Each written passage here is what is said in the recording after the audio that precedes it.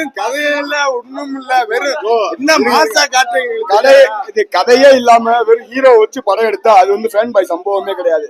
Hero வச்சு கதையை கொண்டு வந்து எடுத்தாதான் அது பேர் ஃபேன் பாய் சம்பவம். முதல்ல இதை நான் உங்க முன்னாடி எல்லாரும் முன்னாடியும் எல்லா சேனல் முன்னாடி நான் பதிவு பண்ணிக்கிறேன். வெறும் ஹீரோவை வச்சு நான் அப்படி காட்டுறேன் இப்படி காட்டுறேன்னு காமிச்சா அது ஃபேன் பாய் சம்பவமே கிடையாது.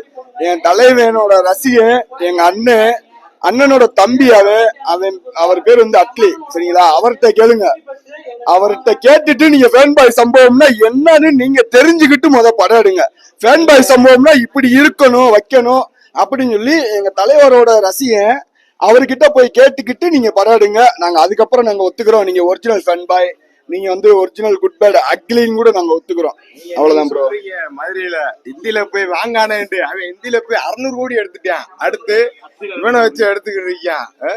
அடுத்து விஜயன கதை தான் அடுத்து எடுத்துக்கிட்டு இருக்கான். அவதார்